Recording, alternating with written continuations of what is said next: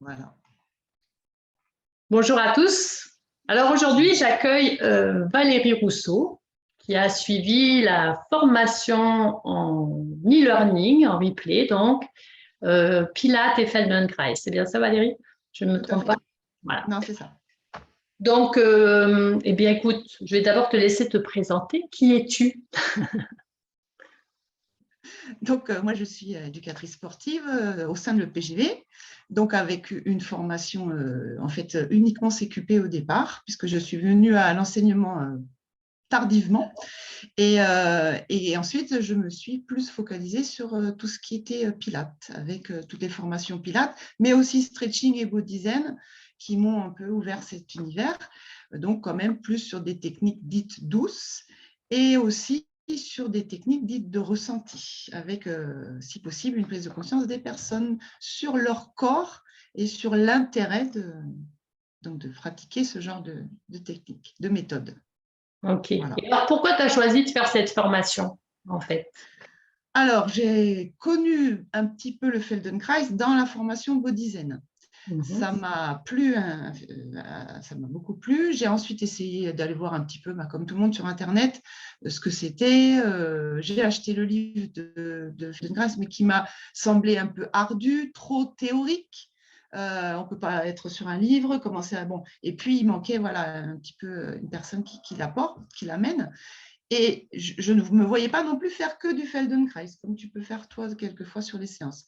Donc, cette histoire de mettre en corrélation les deux méthodes pour pouvoir y amener donc ce ressenti, ce lâcher-prise pour qu'il y ait beaucoup plus de mouvement, de sens du mouvement, de direction, de fluidité, de moins de force. Et tu nous as fait venir à revenir, contrairement à ce qu'on a un petit peu acquis et puis conservé dans nos premières formations, sur l'essence de Pilates à l'origine. Donc, à l'utilisation des termes de Pilates à l'origine et pas ce qu'on en a fait ensuite. Donc, vraiment mettre en corrélation ces deux méthodes, c'était une révélation. Et franchement, ce que je peux dire maintenant, j'ai un peu changé ma pédagogie et les gens l'ont vu, senti, ils m'en ont fait la réflexion.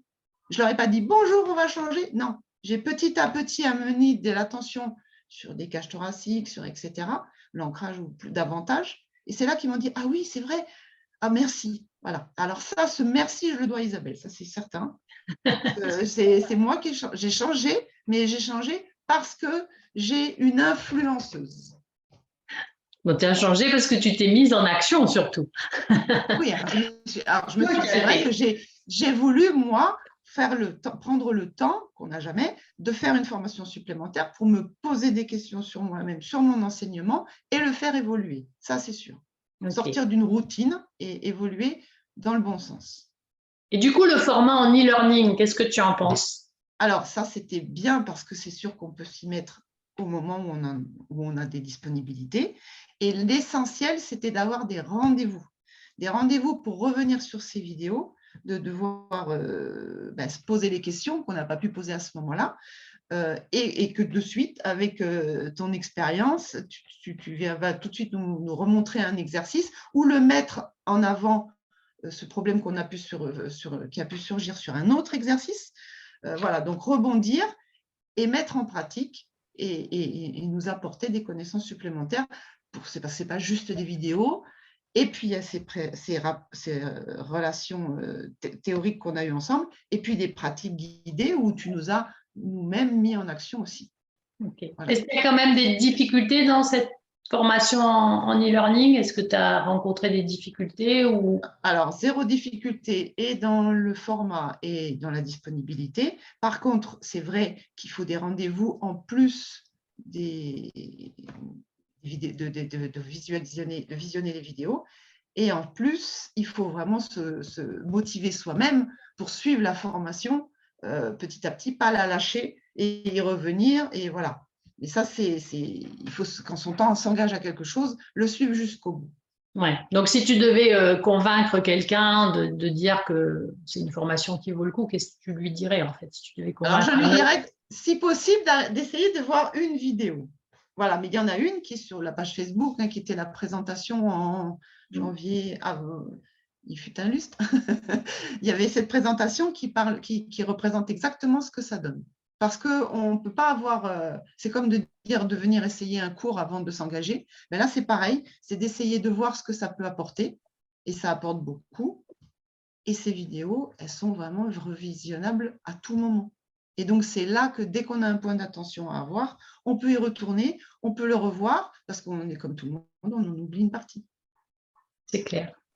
Voilà, ça c'était le point important.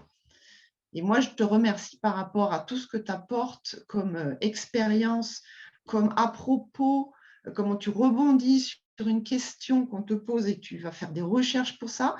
Et il y a une chose que tu disais très intéressante, on doit toujours être dans l'apprentissage.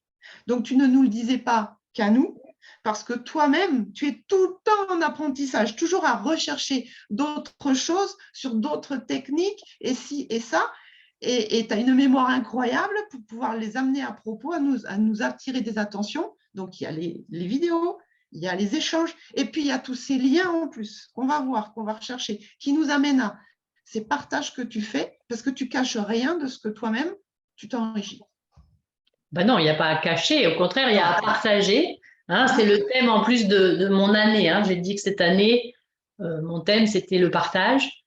Partager les connaissances, partager voilà, les bons et les mauvais moments. Ça, c'est tout le temps. On peut avoir quelquefois des difficultés et puis hop, on rebondit. Et tout ça, ça doit se partager avec les gens avec qui on a cette passion commune qui est l'activité physique, la santé, le vieillir en santé. Et donc voilà.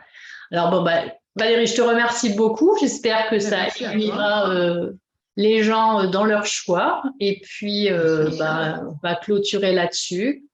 Je te remercie beaucoup. Merci à toi. Merci pour ces enseignements. Et à bientôt. Belle journée.